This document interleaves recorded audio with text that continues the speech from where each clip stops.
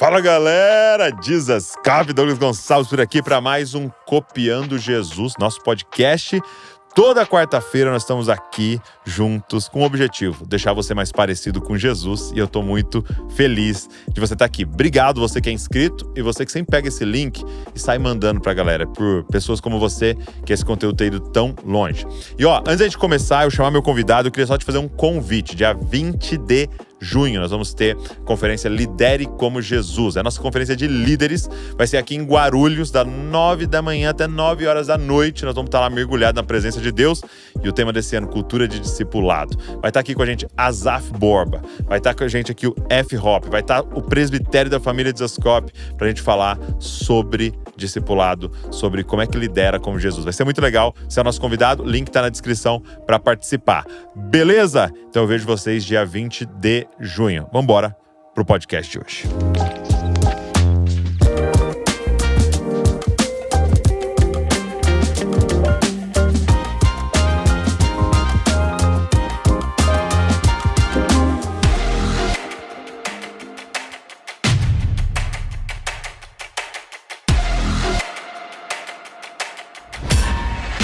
Se a gente não sabe bem, como liderança, como igreja, quem Cristo é, o que Ele diz... Tem alguém que tem acesso ao seu celular? Tem alguém que tem acesso à sua vida?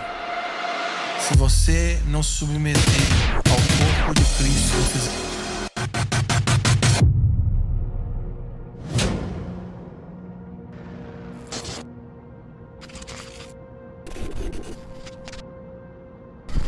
Meu amigo Mac Anderson, como é que você tá? Tô bem, que alegria estar aqui, cara. Poxa, obrigado, viu? Obrigado por me receber. Bom Obrigado demais. mesmo, fui muito abençoado dessa última ida a Goiânia, estar com a Family Church, e muito legal o trabalho que vocês têm feito. Mas antes da gente começar todo esse papo e chegar até na Family Church, eu queria dizer algo aqui muito importante para todos. É importante, é a denúncia, né? Nós estamos numa época de denúncia, né? Que esse homem sentado ao meu lado aqui foi quem me passou Covid em março de 2020. Eu fui quase um dos pacientes zero do Brasil por causa de Mac Anderson. Não, e na verdade eu acho que foi você que trouxe da Europa pro Brasil, né? São Paulo aqui, pelo menos. Tanto que na época, eu com Covid não postei, não foi pra ninguém, porque eu falei, cara, os caras vão achar que eu que trouxe. Por que aconteceu? Na ocasião que começou, a primeira semana que começou o lockdown no Brasil, né? E foi o dia que eu cheguei da Europa, porque a gente tinha ido pregar lá em Londres, tinha ido pregar em Genebra, lá com o pastor Abraão, tal. Então, foi o dia que eu cheguei. E quando eu cheguei, a minha mãe manda, o pastor Mac Anderson falou que ele tá com Covid, né? E eu andei 3, 4 dias, sei lá, nós andamos de carro juntos lá, né? Foi mesmo. E quando eu fui ver, eu tava também. Mas eu tenho uma certa desconfiança que eu peguei Covid de você. Foi isso. Nunca saberemos. Nunca saberemos. Não, mas foi... Realmente eu peguei primeiro, porque eu já tava mal já. Então, e você pegou assim, pesado, né? Foi. Assim, foi uma... Foi, não. E lá é o seguinte, Londres só ia para o hospital, eles só recebiam acima de 70 anos. Ah, nem recebia. Tem muito velho.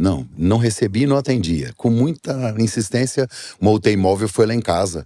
E a médica falou pra mim, olha, infelizmente não tem remédio, não vai pro hospital, a gente não tá conseguindo cuidar dos nossos idosos.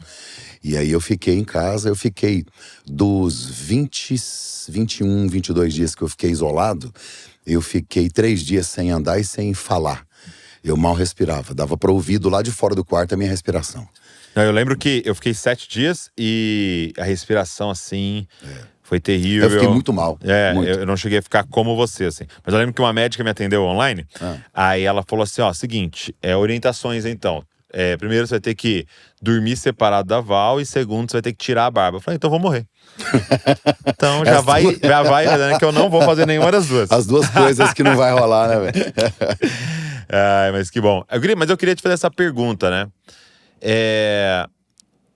Por que você foi pra Londres, né? Ter esse tempo lá com a sua família? Quanto tempo você ficou lá? 3 anos. 3 anos. E o que o senhor fez em você nesse tempo servindo fora da nação? Foi um processo muito importante, um divisor de águas.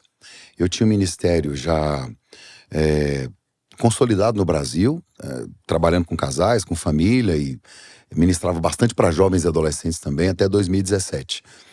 E eu cheguei a um ponto em que, infelizmente, acontece com alguns ministros de você mecanizar o processo. Você aprende a fazer e às vezes para de fluir. E você consegue fazer com excelência. Porque a gente aprende a fazer, é uma questão de prática, né? O cara fala assim, Douglas, eu daria minha vida para pregar igual você prega. A resposta sua é óbvia, foi o que eu fiz, né? Eu dei minha vida, por isso que eu tô aqui. Então, você aprende a lidar com o público, com pessoas e tal. Comunicação. Com comunicação e a mexer com as pessoas, e isso chegou a um ponto em que eu estagnei. Espiritualmente falando, eu acredito que eu me tornei um profissional do púlpito. Não que a gente não possa ter excelência no que faz, mas quando a prioridade passa a ser a venda, a prioridade passa a ser a agenda e não o propósito. Eu cheguei a esse ponto e um dia eu estava pregando numa igreja e eu entristeci quando eu percebi que havia esquecido de levar meus livros.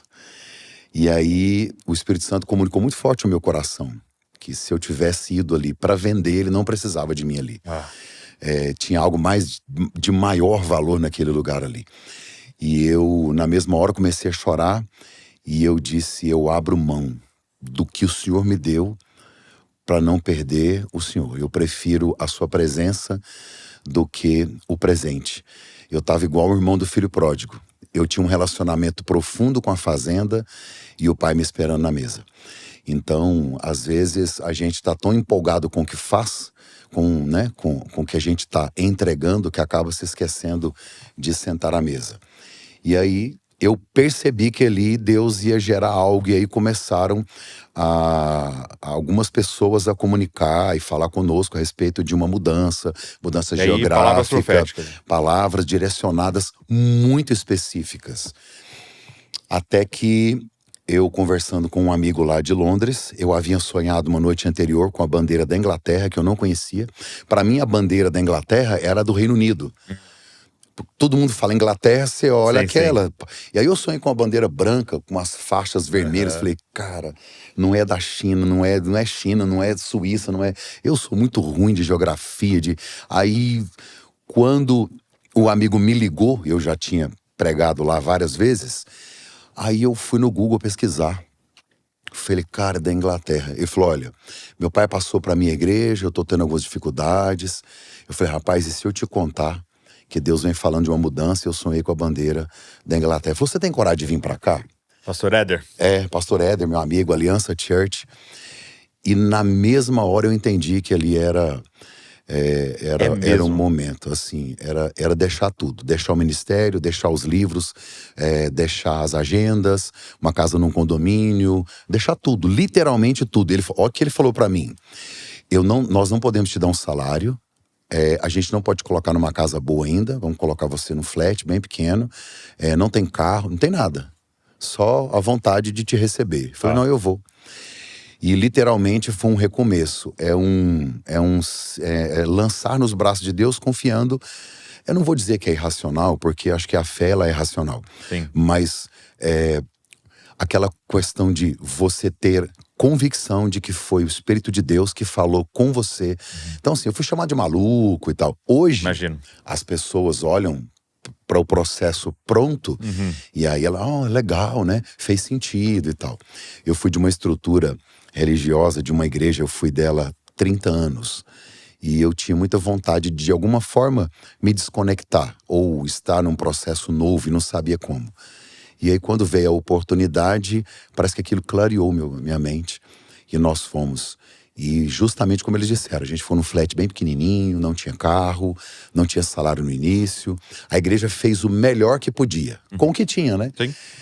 E ali, é duro de falar isso, mas eu acho que muita gente precisa ouvir isso. Fala. Eu me desintoxiquei do ritual. Me desintoxiquei do processo mecânico, da automatização ministerial. Entendi. É ruim de falar, mas eu vejo que às vezes a gente... Você pode entrar numa roda de hamster, né? Isso. Você fica naquilo e tá funcionando. está dando certo. E nem tudo que está dando certo, de repente, é certo. O nicho religioso, gospel no Brasil, é muito grande, né? Então você flutua nisso e fica, e se acostuma, e você vai, sem perceber, se afastando da sua essência. E lá, eu que estava acostumado, sempre preguei nos congressos do pastor Josué Gonçalves, nos últimos anos já havia pregado. Sim. Então, sei lá, são 800 casais. Lá eu cuidava de 4 casais, numa sala. Então, o culto que eu dirigia na nossa igreja tinha 2.000 pessoas. Em 2017, o culto que eu dirigia lá tinha 12. Então, é você voltar à estaca zero, entre aspas, e se conectar ao propósito da maneira de Deus. É um recomeço, literalmente, entendeu? E assim, e me apaixonei por isso. Cuidar de pessoas, literalmente. Não lidar com multidão, mas lidar com problemas diários, com pessoas reais, entendeu? Você tá com elas, caminhar com elas, ouvir, aconselhar, discipular e ser discipulado. E lá eu encontrei o pai do pastor Éder, que é o pastor Orseni, que já faleceu de Covid. E assim, ele já estava lá em Londres há 20 anos. Um pastor raiz. Raiz. A maneira dele lidar com a ingratidão, a maneira dele lidar com a igreja, de lidar com os jovens. A mensagem do evangelho, pura e simples. Nunca vi ninguém falar de arrebatamento como ele. E ele chorava falando da volta de Jesus. Então, assim, isso trouxe de volta para mim aquela questão assim de... isso é ser pastor. Ok. Isso, é amar pessoas, é servir pessoas, é distribuir a si mesmo, é se entregar, é algo sacrificial. Então, esse processo foi importante. Interessante porque com o advento assim, da internet e tal, a gente vai se enganando, né? Porque, por exemplo, quando você fala assim, pensa no pastor, né? Então muita gente vai pensar das figuras que ela tá vendo online, né?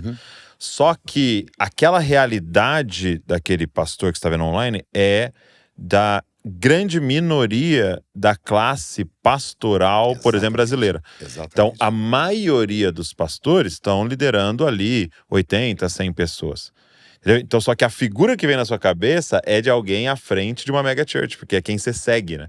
Você não segue aquele de 80, 100 pessoas. Que você conhece. Né? E aí a gente tem uma ideia errada. É mais ou menos como se fosse assim, pensa num motorista, né? Aí você pensa no Schumacher. O cara da Fórmula 1. A Fórmula 1. Mas a maioria dos motoristas estão dirigindo o táxi, o Uber, o ônibus e o caminhão e tal. E eles são bem diferentes, né? O motorista da Fórmula 1 e o motorista do ônibus. E aí a gente vai criando essa ilusão, né? E aí quando alguém fala assim, qual é o seu sonho? Ser um motorista.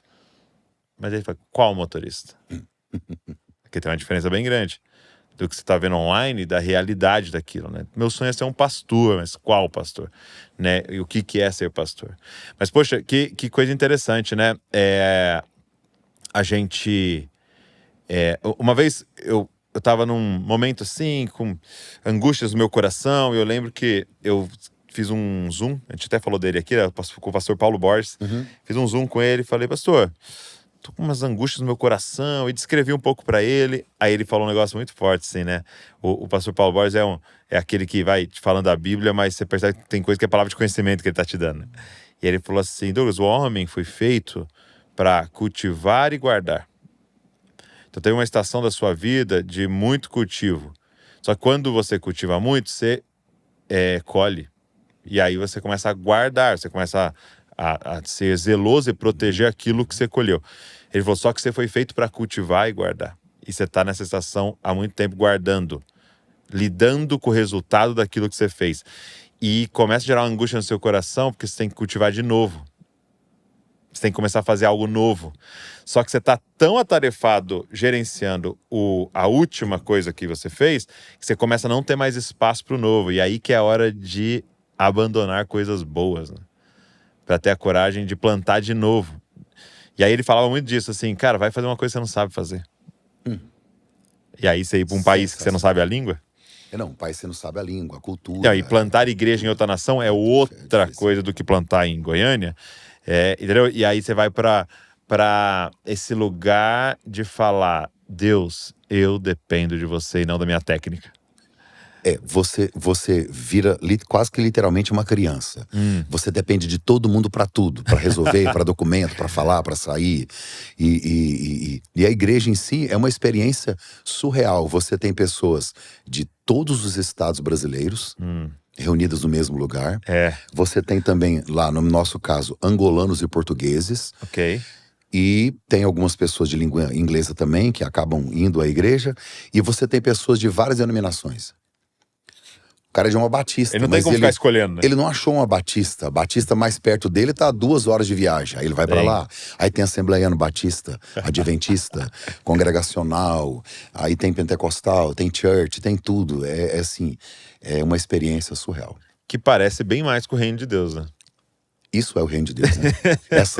essa multiformidade, né? A multiforme graça se manifesta aí. Foi muito legal. Foi muito o que a gente está falando aqui, né? E o que você descreveu, esse testemunho que você deu, é o grande desafio para nós, né? Por quê? Porque o que eu percebo que é tão desafiador a vida com Deus, a vida de seguir a Jesus, é que não é só fazer o certo. É fazer o que Deus quer. Exatamente. Porque chega vários momentos que você tem 10 coisas certas. Né? Ser um médico, ser um advogado, abrir uma igreja, escrever um livro, cantar uma música. Você tem 10 coisas certas. Tudo é ótimo, tudo Exato, é certo. Mas o que Deus quer pra você? E aí você lançou um livro que eu achei, assim, fenomenal, né? Que é O Deus que Habita em Mim. Deixa eu até mostrar aqui. O Deus que Habita em Mim. E eu gostei muito desse subtítulo, que é o segredo para uma vida de intimidade com o Espírito Santo. Por que você escreveu esse livro? Por que escrever um livro sobre o Espírito Santo? Eu percebi essa necessidade justamente estando à frente da igreja. Quando nós voltamos para Goiânia, nós começamos um projeto, que é a igreja, a Family. A igreja foi crescendo e tal. E no dia a dia, na convivência com a igreja, nós temos muitos cursos na igreja, desde o discipulado até cursos voltados para a família, para casais. E não havia nada que falasse nesse assunto. E todas as vezes que nós falávamos sobre o Espírito Santo, ou no curso para batismo, ou discipulado, as dúvidas eram assim, tão simples e tão básicas, e de pessoas que talvez já estão na igreja há muito tempo, né? Então eu percebi essa necessidade, e eu comecei a ensinar na igreja, intencionalmente, sobre o Espírito Santo. E a resposta da igreja me surpreendeu muito. De pessoas que estão na igreja há 10 anos, chega a mim e falou: pastor, eu nunca tinha ouvido falar sobre isso. Porque para nós é tão óbvio, mas é porque você fez o seminário, você prega, você estuda, você lê, e você percebe que pessoas da igreja, que estão na igreja há muito tempo, e não tinham essa consciência. Você falou da referência, você fala para mim um pastor. Então o cara pensa naquele pastor da internet. Então, muito do que as pessoas sabem sobre o Espírito Santo é o que elas veem na internet. São as profecias, a galera que não revela, né? Não é palavra de conhecimento, é adivinhação. O cara que fala o CPF, é o cara que ele cobra Pix para poder profetizar na vida das pessoas e tal. E além do movimento pentecostal que trouxe para nós a questão, estar cheio do Espírito Santo é o falar em línguas, e limitando até mesmo, né, os outros dons, uma série de coisas assim. E eu percebi que havia na igreja essa necessidade. Eu não sei na igreja brasileira, eu estou dizendo da minha igreja local, né? E aí fiz uma série, várias mensagens pregando sobre isso, ao mesmo tempo escrevendo. E eu fiquei tão feliz com o resultado, porque para nós foi um tempo assim de maturidade, crescimento, entendimento. E apliquei algumas coisas, lógico, das experiências pessoais também, mas não é um livro teológico, mas com fundamentação teológica, e que qualquer leigo que tem o mínimo desejo de conhecer a respeito do Espírito Santo vai ter clareza, entendimento bíblico a respeito dele. Ficou muito bacana. Isso é tão forte que um dos livros, talvez um dos primeiros livros que eu li sobre o Espírito Santo foi O Deus Esquecido, do Francis Chan. E ele fala um negócio tão forte no início, que é até uma frase ousada de falar, né? Se eu fosse o diabo e quisesse destruir a igreja, uma das primeiras coisas que eu faria é as pessoas não saberem nem que existe Espírito Santo. Uma questão que eu abordo logo no início do livro é o fato de que A teologia deu nomenclaturas para facilitar, é didática. Por exemplo, triunidade ou trindade. Então, Deus é a primeira pessoa da trindade, Jesus é a segunda pessoa, o Espírito Santo a terceira pessoa. Para gente que vai estudar, tá tudo certo. Para o leigo que fica ouvindo isso, nós temos aquela questão nossa de o terceiro lugar, a terceira pessoa. Então, Verdade. a gente lembra do primeiro lugar de quase tudo, o segundo às vezes, né? Aí até cito a Copa, né? Às vezes a gente lembra de quem ganhou, o segundo lugar O mais ou vice ali, menos. porque foi a final, né? Quem é muito segue, apegado, lembra dos gols, lembra de tudo. Mas a maioria das pessoas não lembra. Verdade. Quando o Usain Bolt vence, tá, Quem ficou em terceiro e tal.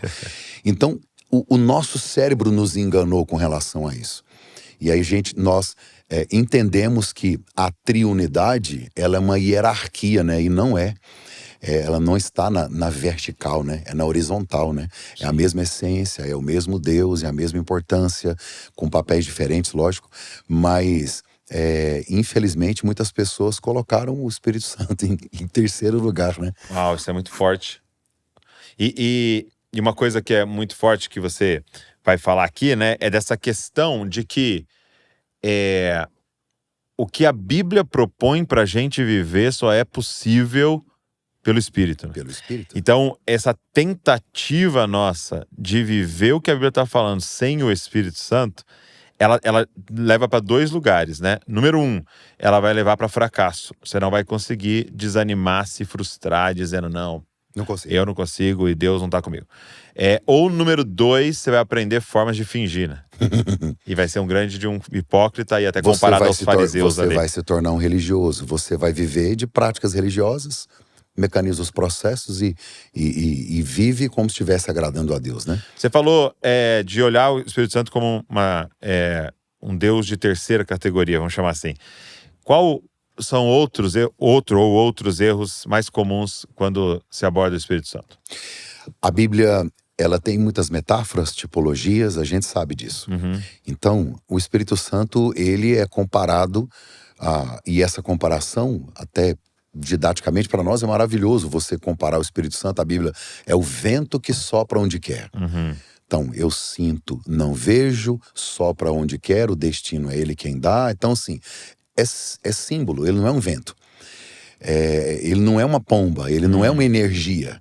Né? Existem seitas, inclusive no Brasil, que a Bíblia foi alterada dizendo que no princípio criou Deus os céus e a terra e a força ativa de Deus pairava sobre a face das águas. Uau. Então ele não é uma força ativa, ele é o próprio Deus. Então o fato de haver símbolos, né, o óleo, o azeite, uma pomba ou um vento, não significa que isto é o Espírito Santo, apenas representa. É uma maneira prática para a gente explicar um dos aspectos, visualizar, entender e tal. E eu percebi que há muitos erros com relação a isso. Por isso que muitas pessoas vão à igreja, eu pregando sobre isso, eu dizia, ela não se arrepia, ela não sente, ela fala, então hoje o Espírito Santo não veio. Como assim? Eu sou casa, eu sou habitação, né? Ele está comigo, ele não precisa vir, ele já está. Então, e na nossa igreja, que é uma igreja mais contemporânea, ou pelo menos tentamos, a gente cria um ambiente. Então você tem iluminação, você tem fumaça, você tem uma música boa, você cria um ambiente que a pessoa de repente, ela recebe uma carga de dopamina. E quando ela está vulnerável emocionalmente e sente aquilo, ela fala, hoje eu senti o Espírito Santo. E às vezes não. Você não precisa ser impactado por ele o tempo todo para ter a consciência de que ele está com você. Eu não preciso senti-lo, eu preciso crer que ele está. É fé, né? É fé. Por isso que muitas pessoas esquecem ou só percebem que ele existe quando há uma presença manifesta. E eu creio nisso, né? Eu não sou cessacionista, eu acredito na contemporaneidade dos dons, eu acredito que os dons ainda e que até alguns estão momentos para você nós. sente o Espírito Santo. Ok. Né? Mas não é mandatório você falar. Ele está agindo. Presença com manifestação, né? Não, ele está presente, mas ele não precisa nem sempre se manifestar como eu gostaria, né?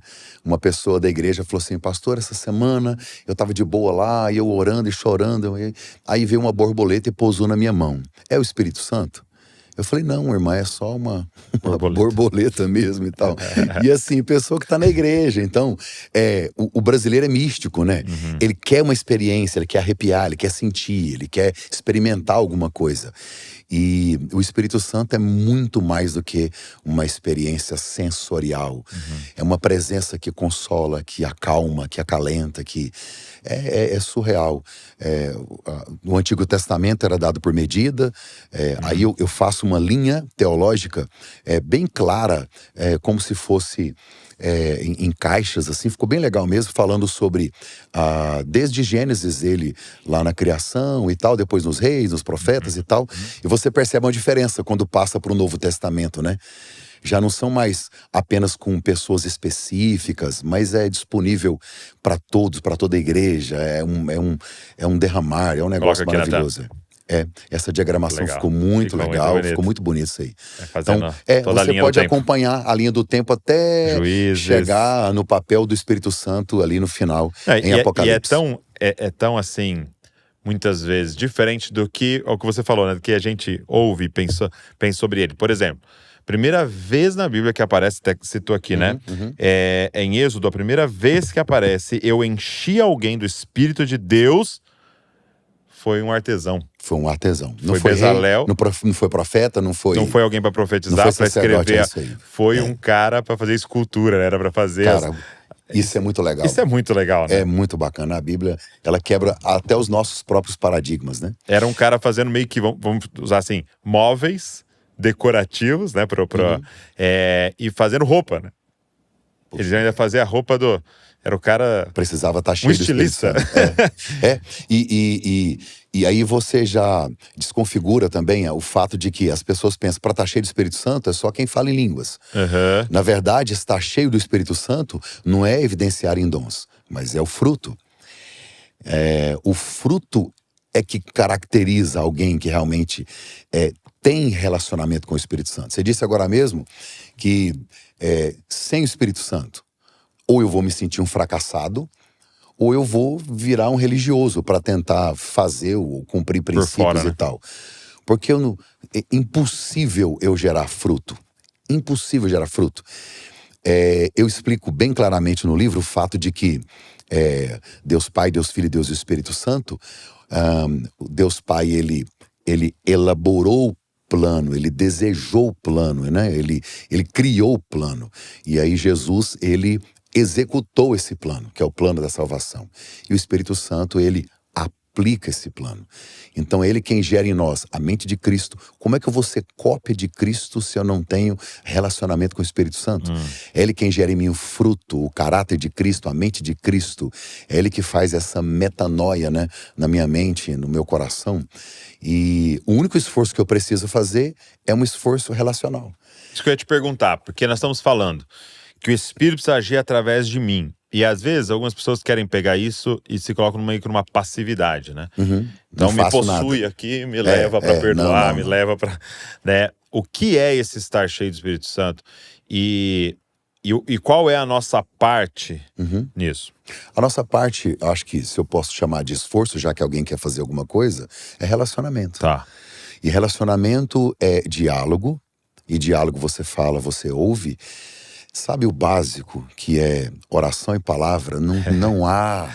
Não tem outro curso. A gente volta, não há teologia, não há exegese, sabe? Um cara falou pra mim, pastor, mas eu não sei orar. Falei, cara, não existe oração errada.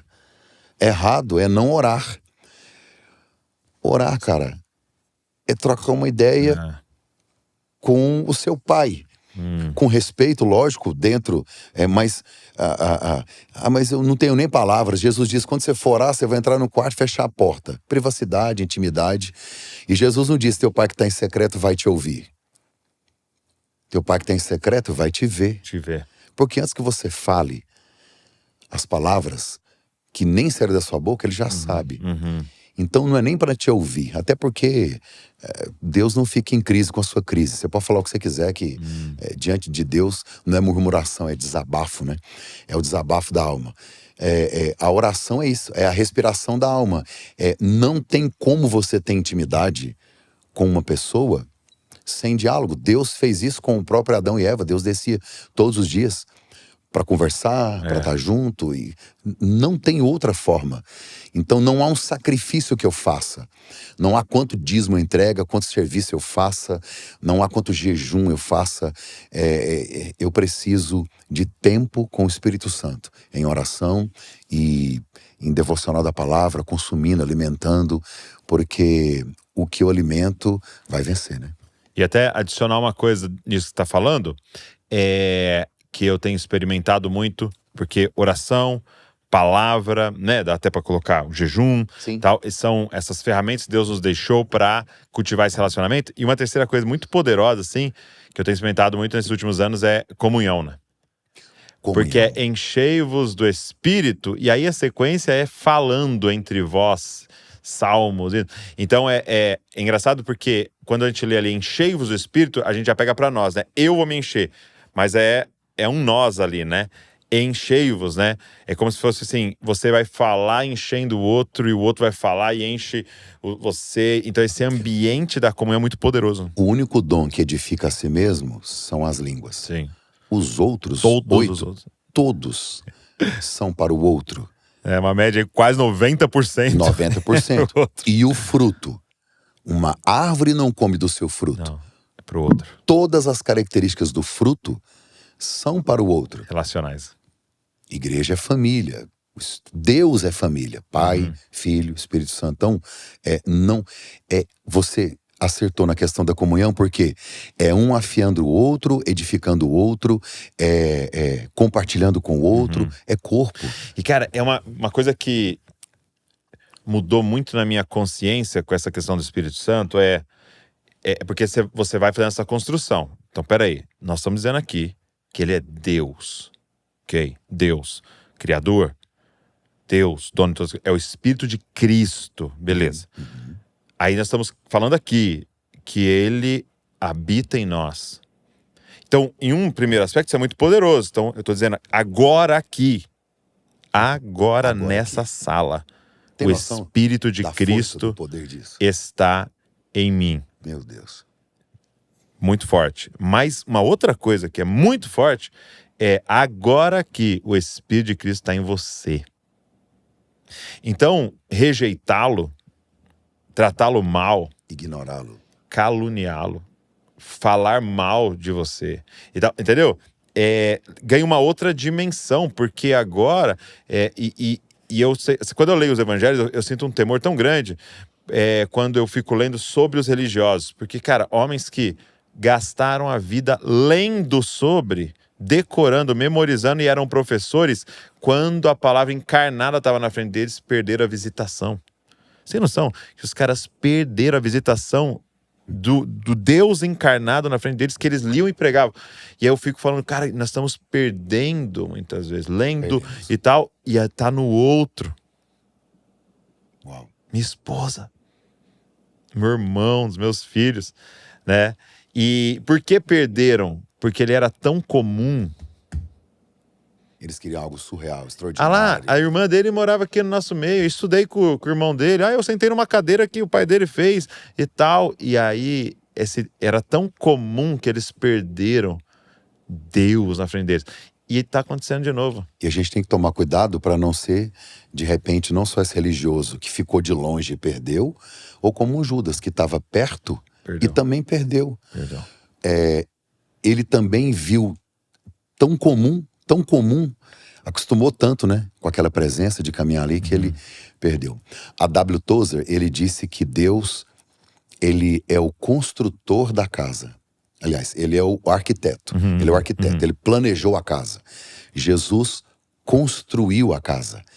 E o Espírito Santo habita Encheu. nesta casa. Encheu esta casa. Muito bom. Ó, gente, o Deus que habita em mim, livraço, segredo para uma vida de intimidade com o Espírito Santo, editora Vida, mais uma vez distribuindo muito boa literatura, então vai estar espalhado aí por toda parte. Eu vou deixar o link para você aqui, para você pedir o seu. Mas uma pergunta que eu queria te fazer, eu sempre faço ela no começo, mas eu reservei para o meio. Como é que foi o seu encontro pessoal com Jesus? Você vem de uma família de pessoas que já conheciam o Senhor, aí até usando o nosso tema aqui, o teu encontro pessoal com o Espírito Santo. Quando eu nasci, meus pais estavam na Igreja Presbiteriana do Brasil. E lá nós ficamos... Goiânia mesmo? Não, no interior de Goiás. Tá. Nós ficamos lá, eu fiquei lá acho que até uns 8 anos, 9 anos de idade. E aí quando eu completei de 10 para 11, meu pai estava afastado da igreja, ele resolveu voltar e voltou na Assembleia de Deus. Olha, que mudança. Uma mudança radical, né? De uma igreja reformada para uma igreja pentecostal, principalmente naquela época, né? Mas eu, como de costume, sempre na igreja mas acompanhando os pais, nada assim, de uma experiência minha pessoal, né? Mas dos 13 para 14 anos, Deus levantou um líder de adolescentes na nossa igreja, chamado Natanael, nunca vou esquecer. E ele era apaixonado pelo Espírito Santo.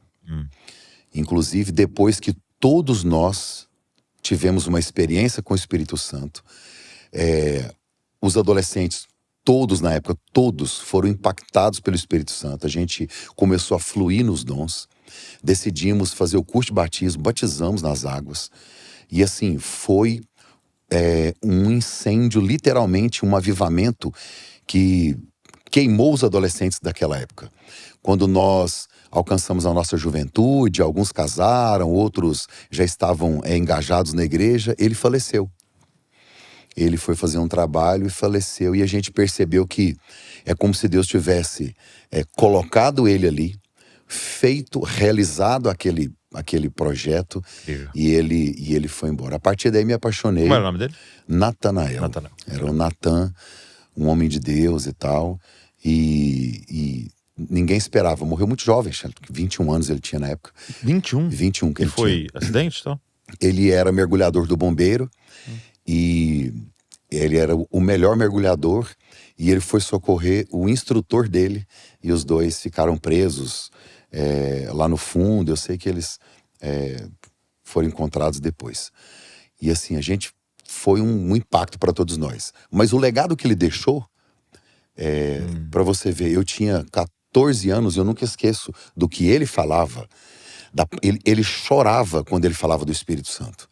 Ele chorava quando falava de Jesus.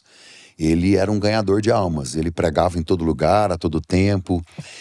Esse discipulado, que não era cultura da nossa igreja local, não era cultura, não era normal, não era formal, não foi designado. Era natural dele. Ele decidiu fazer isso. Tanto é que eu toco bateria até hoje. Porque ele entendeu que, como eu era muito ativo, ele falou, preciso arrumar alguma coisa pra esse moleque fazer. Dá uma baqueta na mão dele. Pegou uma baqueta aí e tal. E aí tinha uma banda, eu comecei a tocar caixa. Só tocava caixa na banda e tal. Aí fui melhorando. E aí ele estudou bateria pra dar aula pra mim e pra outros. Ele estudou violão pra nós. Então assim, eu lembro, depois quando eu fui conhecer lá no País de Gales, a igreja lá de Evan Roberts, eu percebi, né, que Evan Roberts, ele estudou alguns instrumentos para ensinar as mulheres da época, as meninas, porque não podia. Então, assim, cara, é surreal quando o Espírito Santo, ele traz um propósito que é tão vivo no coração da pessoa, que ela executa sem ninguém falar nada, sem um plano, sem ser nada, assim, cultural da igreja local. Eu tive uma experiência aos meus 13, 14 anos, eu fui impactado. Muito. E a partir daí eu tive consciência de um chamado que eu sabia que uma hora ia chegar. Eu relutei muito, né? Muito. Uma das coisas que Deus, acho que quebrou em mim, me levando para Londres, é a questão do orgulho. É depender completamente. Voltar a viver pela fé. E isso foi muito forte. Mas aí você diz, relutou. Deixa só uma coisa antes. Eu gosto muito de histórias como essa que você contou, do Natanael, né? Do Natan. Porque você disse, Natan morreu com 21 anos, né? E aí você pode pensar, né, que você não conheceu, você que tá aqui não conheceu o Natanael, né? E você pode pensar, o que o Natanael fez? Ele tava ali com quantos adolescentes tinham ali? No máximo 30. 30, é um líder de 30 adolescentes. Qual foi a relevância? E é isso que a gente precisa quebrar em nome de Jesus na nossa cabeça. Por quê? Porque hoje a Family Church está alcançando 12 mil pessoas. Hoje a Family Church batizou milhares de pessoas. E você entender que pro reino de Deus, quem é que tá ali junto na colheita do que tá acontecendo hoje em Goiânia na Family Church? O Natan. Ele tá lá, com certeza. E o que ele fez ali. E aí é uma história do Mac. E desses outros, que a gente não sabe muitos dele que tá acontecendo, que não precisa nem ser ministerialmente institucional, pode ter um médico, pode ter um advogado, tá? Então, assim, é você que tá aqui nos ouvindo entender que não é em vão o trabalho que você está fazendo no Senhor. Cuidando do ministério infantil, sabe? Cuidando de adolescentes, cuidando das mulheres, liderando um pequeno grupo. Cara, deixa uma semente no coração. O evangelho é muito poderoso, né? É aquele livro, O Formador de Heróis, né? É. Surreal. É surreal. O que Deus... É porque nós não... A semente, ela tá escondida, né? A gente não vê, né? Dos 30 e poucos, eu sei que 4 são pastores. Isso eu sei, né? É mesmo? São pastores. Nossa, isso é muito poderoso. Agora, você disse que relutou, porque aí esse encontro seu com Jesus, né? É aquele momento que não é mais a fé dos meus pais, é a minha fé, né? Agora é a sua experiência. Agora, como é que foi seu entendimento que havia um chamado na sua vida para o ministério? Como eu recebi esse legado do Natan, um dos líderes de jovens e de adolescentes depois dele, futuramente eu sei que esse cara, ele teve que mudar e assim, ficou meio que sem líder. Tá. E eu era o mais próximo do Natan. Então o pastor me chamou para ficar interinamente. Quais anos? Eu tinha 18. Tá. Tipo, de 18 para 19, para ficar interinamente. Tipo, você fica aí. Aí o pastor falou, você é um cara engraçado. surgir alguém. Você é um cara engraçado. Os meninos gostam de graça, você fica com eles aí, você é engraçado. Eu lembro direitinho que ele falou isso pra mim, você é engraçado e tal. Mas eu não queria ser engraçado na época. Quando eu era engraçado, porque e também eu não tinha uma responsabilidade e tal. Mas é interessante como Deus faz, né? Aí ele me colocou e aí não aparecia ninguém. E os meninos começaram a gostar, começou a aumentar. E o pastor disse, cara, você fala bem, você agrega todo mundo, agora você precisa de ter conteúdo para entregar. Você tem que ir para um seminário. E aí ele me colocou no seminário, seminário de teologia, fiquei 4 anos. E aí eu me apaixonei pela palavra mesmo. Ali, quanto mais eu ia na aula, mais eu queria. Eu cheguei a um ano a ler 50 livros no ano, e lendo, e eu apaixonado. E a minha esposa me apoiou também, que aí logo eu casei com 21 anos, estava no último ano do seminário, e me apaixonei pela palavra, mas não era o meu propósito principal. Na minha cabeça eu ia trabalhar e tal, tanto é que paralelamente eu fiz administração de empresas. Chegou a formar. E aí fui trabalhar em outras coisas e tal. E eu relutei muito para ficar, literalmente, vivendo só em prol da obra e pregar. Eu demorei muito tempo. Dos meus 22 até os 30 anos de idade. E o que era? Era... Medo, orgulho. Medo, necessidade de controle? Controle. Porque um dia eu falei para Deus assim, eu já tinha até começado a pregar. Eu falei, olha, eu não quero viver de esmola de igreja. Olha a minha cabeça. Então, eu quero ter condições financeiras boas o suficiente para eu ter muita grana, para minha família ficar de boa e eu poder pregar o evangelho e tal. Aí Deus queria diferente. Não que isso não seja... Pode ser um caminho. Pode ser, né? Cada o apóstolo né? Paulo fazia tendas. Sim. Tá tudo certo. Mas... E aí vem a minha relação com o Espírito Santo, porque nessa minha crise eu fiquei 2 anos sem pregar.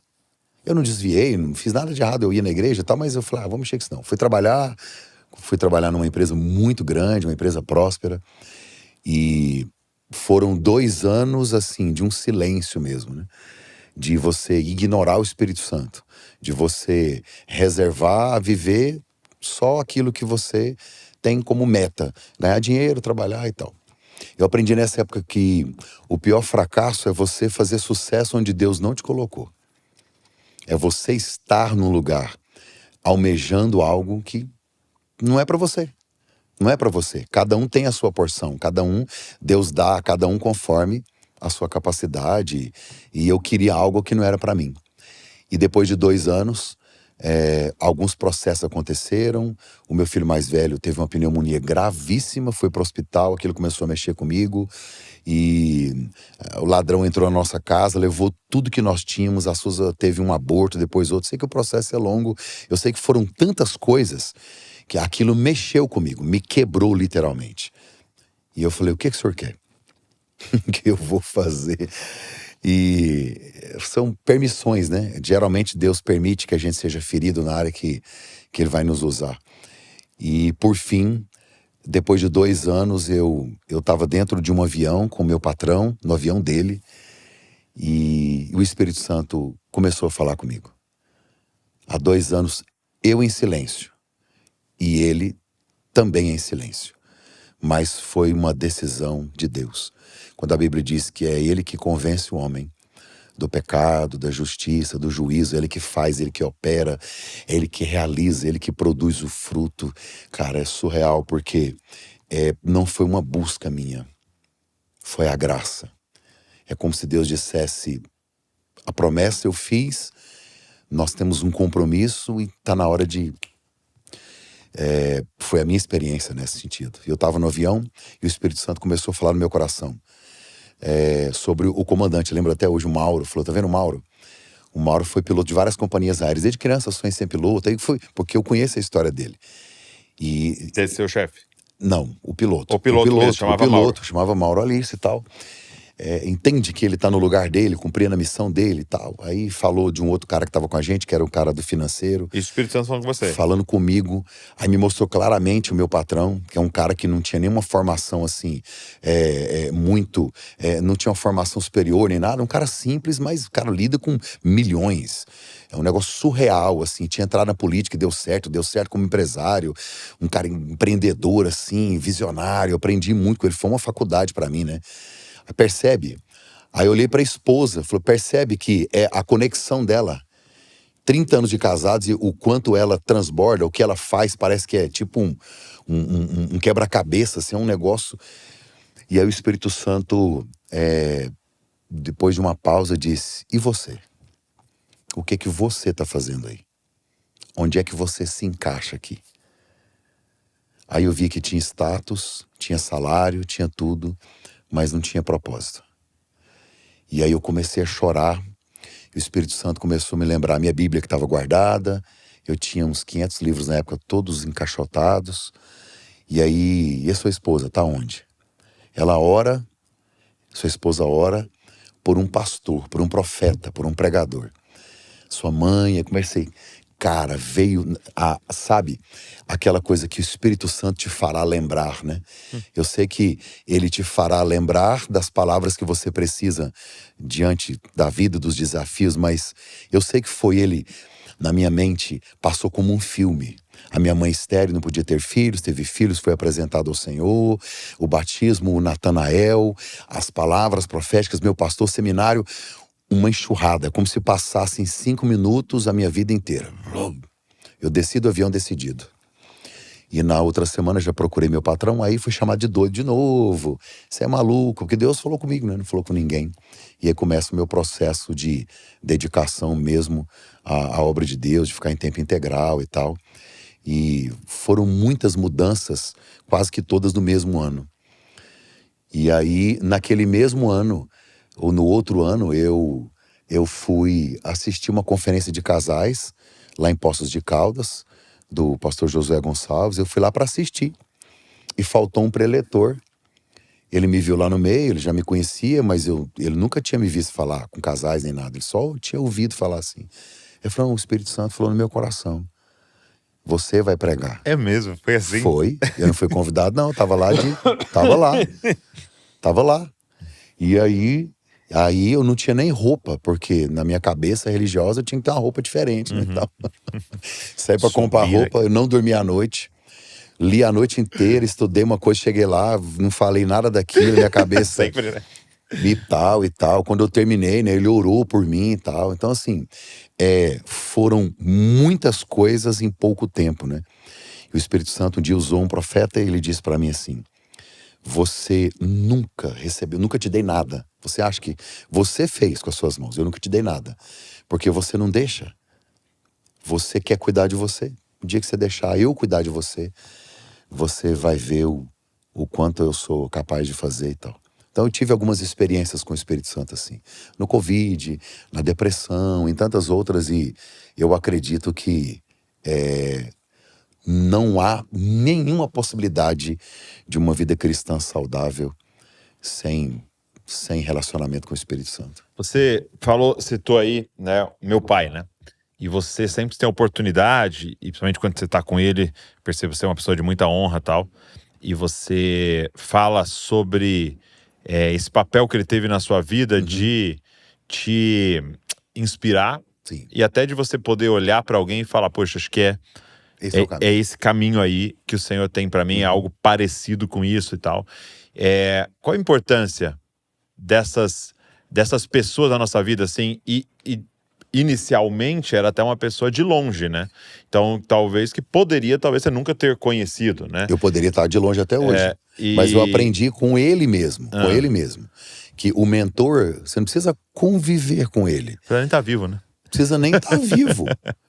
É o legado que ele tem, é o que ele carrega, que você pode absorver de maneira genial. E eu fiz isso, assim, intencionalmente.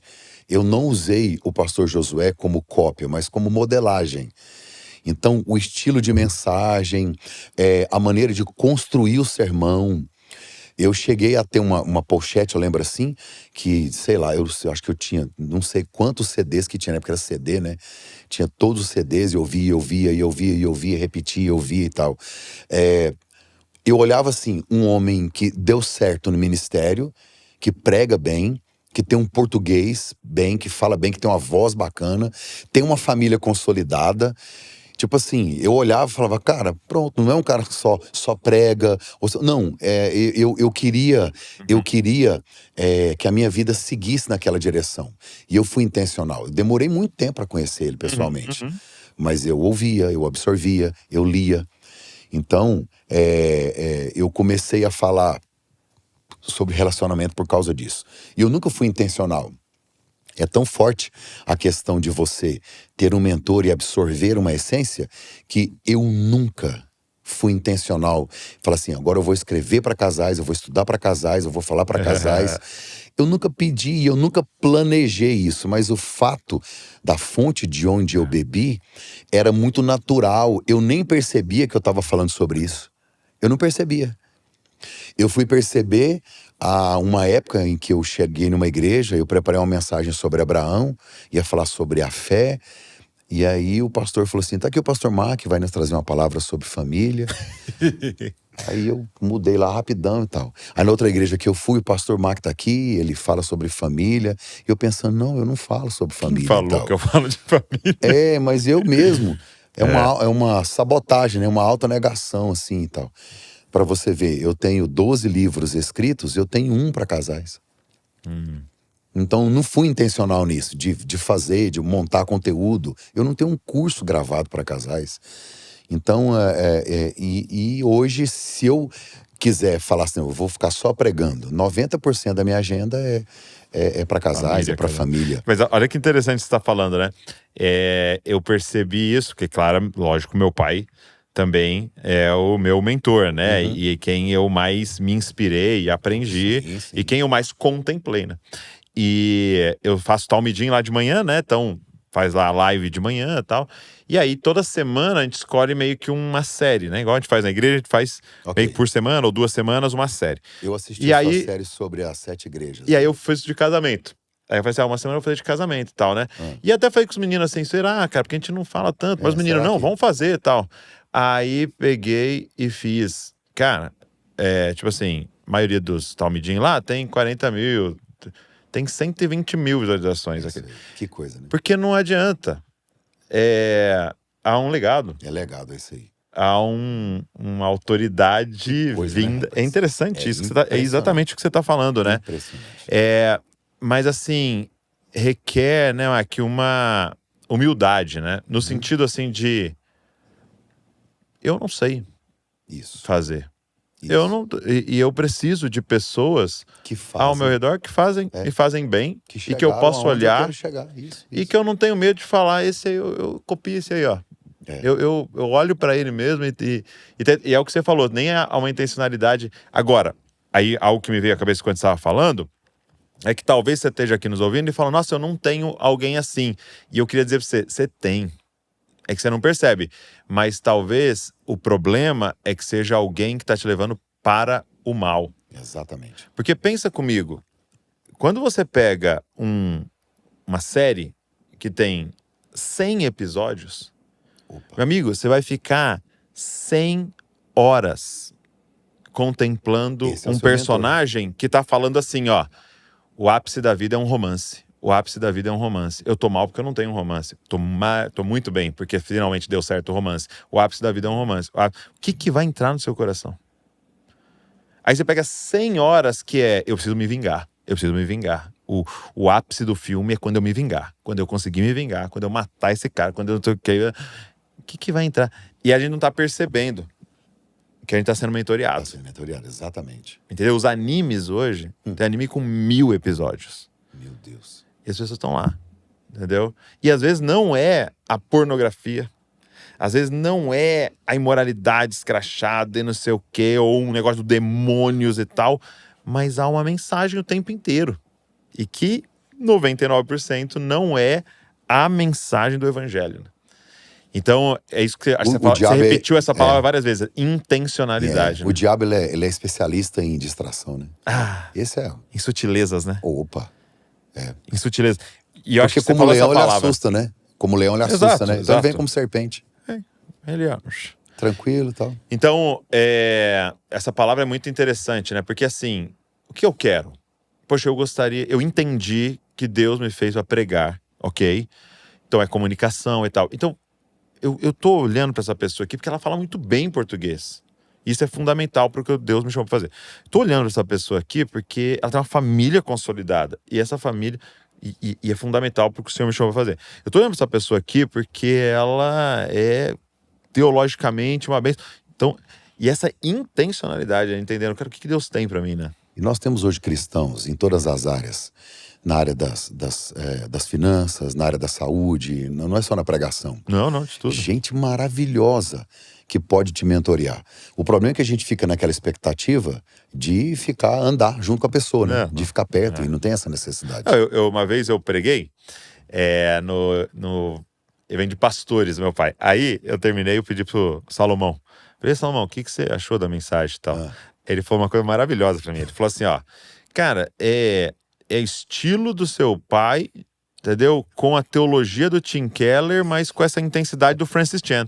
Falei, cara, você matou. Você colocou 3 dos meus mentores no mesmo lugar. E aí o Tim Keller, que já morreu, o Francis Chan, que uma vez eu tive com ele gravando um podcast, mas que na real nem sabe que eu existo, e meu pai que eu pude estar de perto. Então, Ele acertou. É isso. Mas é isso, né? A gente é composto dessas pessoas, né? Ao nosso redor. O propósito em si é uma construção. Agora, você citou outra coisa que eu gostaria que você pudesse falar um pouquinho. Esse período que você passou da depressão, né? E como é que isso começou? E como é que foi o caminho de saída disso? Eu tive muitas perdas na minha mudança para fora. Coisas que eu era muito apegado a elas. A casa onde a gente morava, a receita que eu tinha mensalmente, que era boa, os acessos, né? A gente chama... No ministério não chama de network, mas é quase isso, né?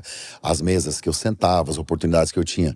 Eu fazia 3, 4 estados, né? Por semana. Então é como se eu estivesse a 200 por hora e de repente eu sentei no chão. Bom, parei. Enxugou tudo. Deus te deu uma bicicleta... uma bicicleta enferrujada. Enferrujada, daquelas de carga ainda, a pedal, que para frear... Com uma pedra. Né? E era necessário isso, né? Era necessário. Hoje eu sei, eu tô igual o salmista. Foi bom o Senhor ter me afligido, que eu aprendi seus estatutos. Então, essas perdas foram me afetando emocionalmente. Ok. Para muitas pessoas que mudaram para fora é normal, porque são os processos que a pessoa vive quando está fora. Então, no meu caso, foi um pouco impactante. O meu filho mais velho, o Christopher, adaptou super bem. Ele já era mais velho, mais maduro, sempre foi maduro. Agora, o do meio e o menor começaram a sofrer bullying na escola.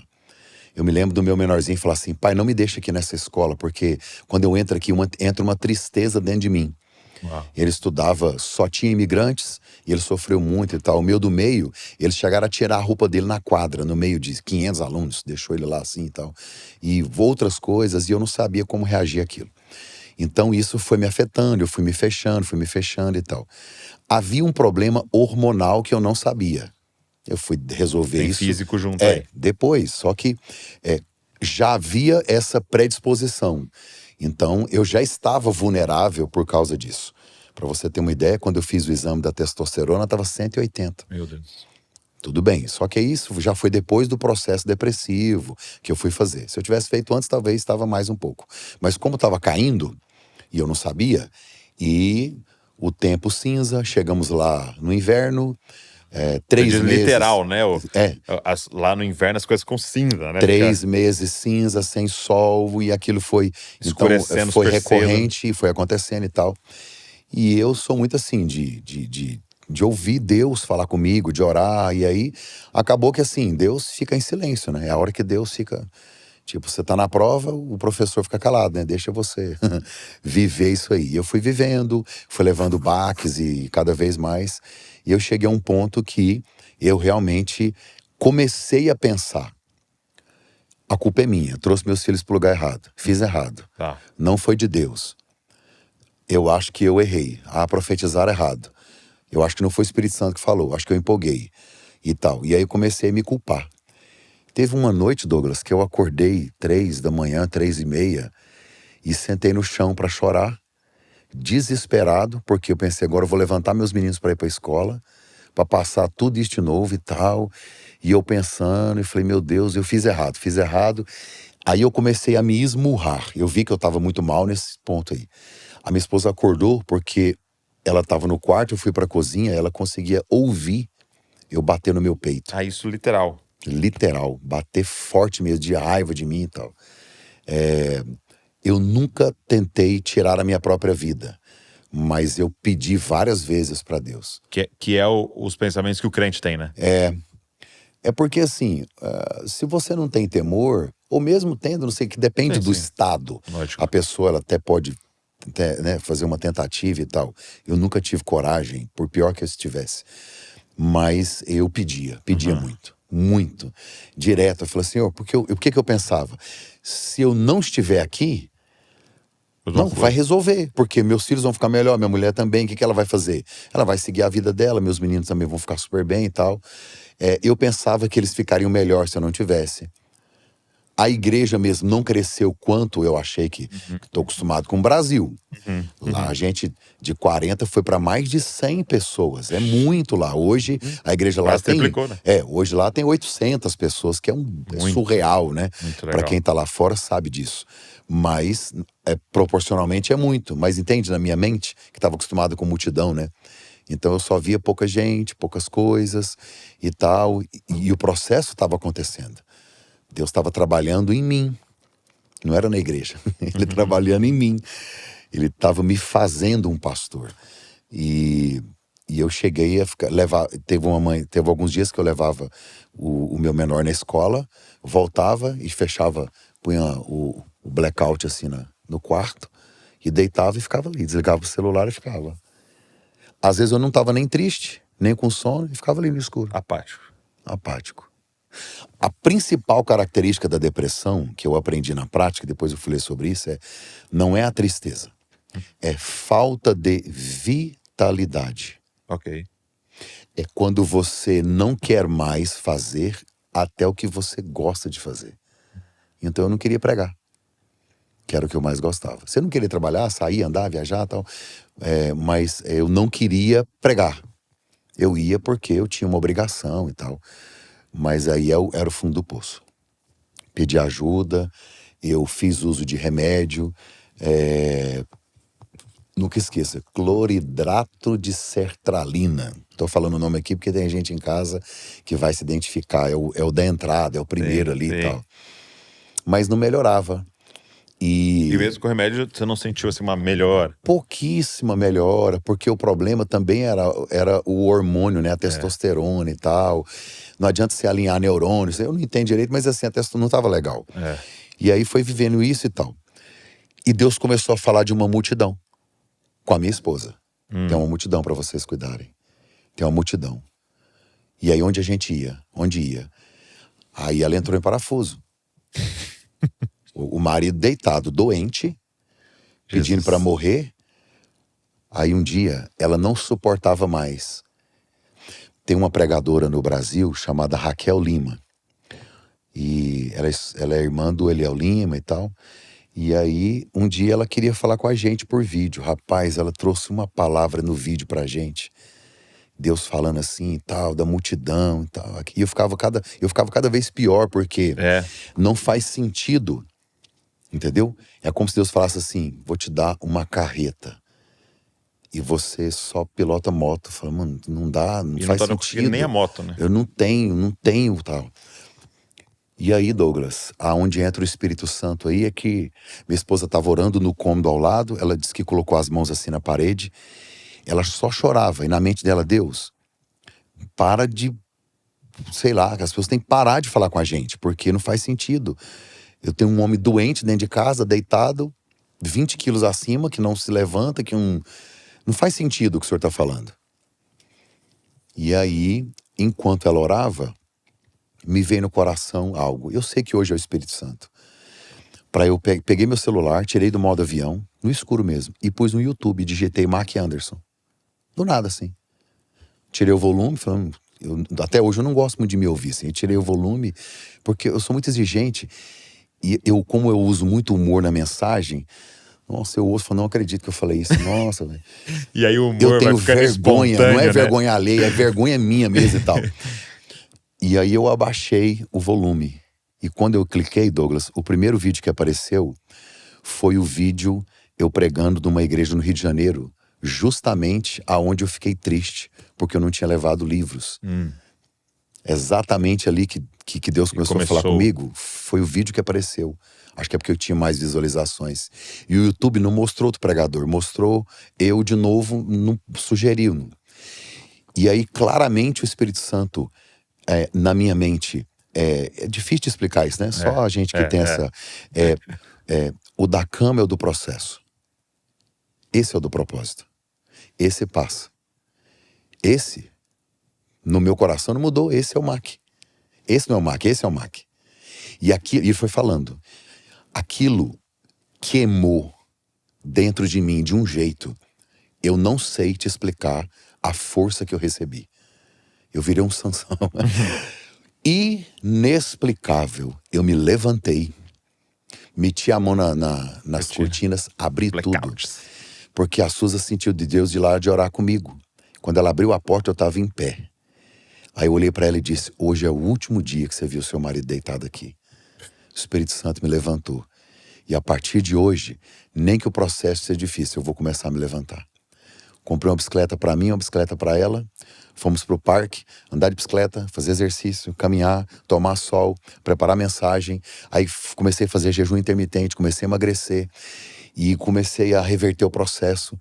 E bora. E fui levantando. Continuei fazendo uso do remédio, porque o médico falou que era importante não parar naquele momento. Mas eu já havia vencido o processo. E quando eu cheguei ao Brasil, minha testosterona estava no chão, muito baixa. Eu fiz a reposição, mas eu já tinha vencido já o processo depressivo. Mesmo, o médico foi impressionado. Ele falou, você tem força para alguma coisa? Eu falei, tenho. Levanto, vajo, vou, trabalho. Aqui não era pra você estar fazendo nada. Cara, era pra você estar na cama. Sim. Então você percebe que é algo de Deus e do Espírito Santo mesmo. Então foi uma outra experiência muito forte. Algo que me marcou é que na minha despedida de Londres, quando eu decidi voltar, que nós conversamos, um pastor amigo nosso foi lá me abraçar e disse, tem 3 anos que você pergunta por que você veio. Vou te responder. Porque Deus não te falou, mas eu já fiz a leitura. Se você quiser entender como palavra de Deus, você era respeitado no Brasil, vivia em grandes conferências, estava tudo bem. Então, Deus fez com você igual com Moisés. Moisés saiu do Egito com roupa de príncipe. E ele voltou no Egito com roupa de pastor para liderar um povo. Mas nesse intervalo aí teve um deserto. Ele falou, Deus não troca roupa de príncipe por roupa de pastor, sem passar pelo processo do deserto. Então, você já está com a veste de pastor, pode voltar e liderar o seu rebanho. Aí ele repetiu de novo, tem uma grande multidão. E aí me lembro na época que quando eu tomei a decisão, eu liguei pra você na época, liguei de vídeo ainda. lembro. Falei, cara, aí você falou assim, você quer uma resposta de pastor, de amigo ou de coach? Eu falei, me dá as três Das opções. três que eu decido, qual que é melhor? A minha decisão de ir pra Goiânia é porque eu tava indo, eu primeiro ia para os Estados Unidos, depois decidi ir pra São Paulo, mas a minha decisão de escolher por Goiânia foi por causa da sua palavra. E aí, não quero entrar em detalhes, mas foi algo que você me disse e eu falei, cara, não vai ser fácil, você falou pra mim, mas vai ser Goiânia, e fui pra lá e tal. Eu conversei, todos os outros pastores disseram a mesma coisa, independente de onde você for, chega, monta um grupo pequeno, Sim. e eles disseram a mesma coisa, igreja não abre, igreja nasce, então cria uma célula, aí você nascer, tal e tal, eles sempre falam a mesma coisa. E você foi o que me falou uma parada diferente sobre Goiânia. E aí eu fui. Então, se tem alguém de lá chateado, a culpa é do Douglas. Ou se tem alguém feliz, né? Aí é o Espírito Aí é o Douglas. Santo. Aí É o Espírito Santo. é o Espírito Santo. Já não é o Douglas, é o Espírito Santo. Cara, isso é fenomenal. A gente vai estudar um livro agora, né? A gente tem um clube de leitura, eu e a Val. E um livro que a gente vai estudar agora é Em Busca de Sentido, do Viktor Frankl. E o Viktor Frankl era um judeu e ele passou por um campo de concentração. Ele esteve no campo de concentração, né? E ele conta que ele ficou observando lá, né? Alguns definhavam e morriam e outros tinham uma força e mesmo passando fome, como os outros aguentavam e viviam e tal. E qual era a diferença? Era quem tinha um propósito. Então, esses que aguentavam, tinha uma força que parecia até sobrenatural, era... Eu acho que eu vou conseguir encontrar minha esposa. Eu tenho uns filhos lá fora. Eu tenho tal, e Deus, uma missão e tal. Então, ele criou um negócio chamado logoterapia, né? Que é a terapia do sentido, do propósito, né? E a primeira pergunta, eles dizem que quando alguém ia ser atendido pelo Viktor Frankl, a primeira pergunta que ele fazia assim é: por que você não morre? Por que você não acabou com a sua vida ainda? E aí a pessoa fala, cara, porque meus filhos... Tá? Então, o trabalho dele inicial já era encontrar o propósito da vida daquela pessoa para ajudá-la a pegar aquilo como um gancho, né? Uma âncora, né? E é o que você falou, tipo assim, superando a sua própria testosterona, né? Isso. Tipo assim, tá no baixo e precisa ir atrás, precisa repor e tal, mas essa compreensão, né? De tipo assim, cara... Tem algo Deus maior. tem algo para minha vida, né? Isso é muito poderoso, é muito forte. Né? Isso é muito e forte. Só o Espírito Santo pode nos convencer disso. De nos revelar, né? De nós mesmos, ô Douglas. Nada. Não vamos conseguir. A salvação é efetuada por Ele, a regeneração, a justificação, a santificação, a adoção, o fruto. Cara, não dá. Então, se a gente entender que o único esforço que nós temos que fazer é relacional, né? É ser intencional nisso. Ora, sabe, ajoelha, fala com Ele toda hora, todo momento, e busca e pergunta. É doido, né? Porque você que tá aqui com a gente, olha o tema, o Deus que habita em mim. Talvez, você que nasceu de novo, você tá procurando em tanto lugar, sabe? Você tá tão preocupado em, meu Deus, esse lugar, essa conferência, esse culto, e Ele tá dizendo, legal, é importante, são coisas importantes, mas eu habito em você. Parece que a gente procura tanto lugar, mas não tem essa capacidade de parar e falar, Senhor, né? Sabe a samaritana? Onde que é? Né? Onde que é? É lá? É lá que vai ser? Tá aqui? É lá? Aí ele fala, chegou a hora. É isso aí. Chegou a hora que eu tô me mudando pra dentro de você, cara. E aonde você estiver, você vai ser um verdadeiro adorador, vai ter um rio fluindo dentro de você. Então, isso aqui é muito poderoso, isso aqui pode ser um divisor de águas na sua vida. E o que é legal é que não é só a partir só da teoria, né? Mas de vivência, de testemunho, mas também não é só testemunho. Tem aqui a base sólida, bíblica, do que nós estamos falando. E eu queria muito encorajar você a pedir, vou deixar o link aqui na descrição. Uma coisa importante, né? Que dessa figura que você falou, né? Porque uma coisa que eu acho fenomenal, assim, né? É como Deus, ele tem zero preconceito, né? Ele é para todos, né? Então você tem aí esse mega erudito cheio do Espírito Santo, e eu tenho minha avó Marina, Também. entendeu? Que lê vários textos errados, cheio do Espírito Santo. E às vezes mais. Pô, se brincar é mais. Às vezes mais. Porque tem um negócio muito poderoso, né? Uma figura pra mim que é maravilhosa dessa questão, né? Porque eu fiz essa pergunta, né? Como é que eu faço pra viver essas coisas? Porque não é passividade. Ele não vai vir me tomar sem eu fazer nada e como um zumbi eu vou. Não. Tem um esforço do relacionamento. E pra mim a figura que eu mais gosto eu não tenho a capacidade, por exemplo, de me auto-esquentar. Então, se eu tiver com frio aqui agora, eu posso chegar até uma hipotermia e morrer. Então, não temos, como ser humano, você não tem a capacidade de... me esquentei. Não. Mas eu tenho uma capacidade. Deus me deu perna para eu sair andando e ir até o sol. Pronto. E ficar lá. E aí, você pode falar assim, como eu andei é mérito meu. Ok, você pode olhar dessa forma. Mas a realidade é que você só andou. E você ficou lá agora e o sol. E aí, uma outra coisa para mim que é muito poderosa. Isso vai funcionar com o analfabeto que não sabe nada de química, de temperatura, de qual é o processo, o que acontece que eu me esquento. Vai funcionar. E pro professor universitário que sabe todos os processos do que acontece quando você vai no sol e por que esquenta. Vai funcionar com o médico, vai funcionar com o mendigo, vai funcionar. Porque não é uma questão de entender, é uma questão de viver. De viver, de experimentar isso. É de experimentar, é de ir. E essa pra mim é a grande questão do Espírito Santo, né? Você falou sobre a questão do médico que entende o processo e o mendigo que não entende vão viver a mesma coisa. Com relação ao Espírito Santo, o que eu percebo é que as pessoas da igreja, elas entendem assim, uma mentalidade religiosa péssima que quem tem acesso ao Espírito Santo é o pastor. É o que está lá em cima, né? Então, as pessoas. Eu comecei a perceber isso à medida que as pessoas chegavam em mim, pastor, o senhor que está mais perto de Deus aí. Aí eu ficava pensando, por que ele acha que eu tô mais perto de Deus? Porque eu tô aqui em cima, no púlpito? Porque eu tô no altar? Porque eu visto de pastor? Porque eu tô pregando? Por que ele acha que eu tenho mais unção do que minha mãe, que tem 80 anos e ora 2 horas todo dia? Então, assim, qual que é essa percepção? O Brasil não foi evangelizado, assim, ele não foi discipulado, ele foi catequizado.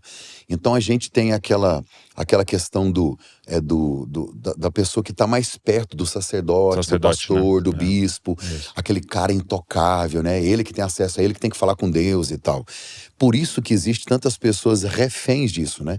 A oração do outro, a imposição do outro, a bênção que o outro vai me dar e tal. Eu percebo muito isso. E uma coisa que eu tento desmistificar no livro é exatamente isso. É o fato de que se eu tenho entendimento, né? Eu sou filho de Deus e recebi o Espírito Santo, eu mesmo vou falar com ele. Só há um mediador entre Deus e os homens, e é Jesus. Não que o pastor não vai te aconselhar, não pode orar por você, te abençoar.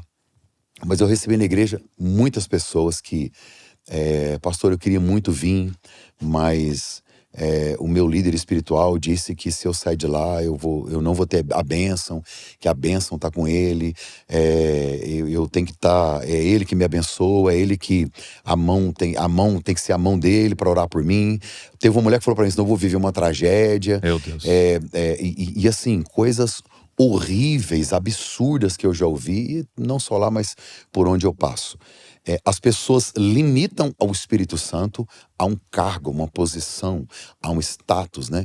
A alguém. Por isso que acho que elas ficam atrás de profeta na internet, né?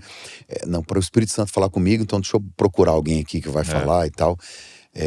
Ou talvez porque tem preguiça de viver essa relação íntima. Eu creio nisso. Tem duas coisas, né? Primeiro, tem isso de eu achar que o outro tem mais e tal, mas também tem uma questão que se der certo, é o outro, mas se der errado, é a responsabilidade do outro, né? Aí eu preciso de um bode expiatório pra colocar a culpa, né? Se der certo, eu não paguei preço nenhum, alguém pagou por mim. E Se der errado, eu a ponho culpa a é culpa dele. em alguém. Que coisa, E né? chegou a hora de a gente assumir, né? O Espírito Santo foi derramado sobre todos nós. A responsabilidade de edificar a igreja é de todos nós, de pregar o evangelho de todos nós, de discipular de todos nós. E nós todos vamos estar diante de Deus e Ele vai falar, mostra-me as tuas obras. É de todos nós, né? Deus que habita em nós. Muito bom. Obrigado.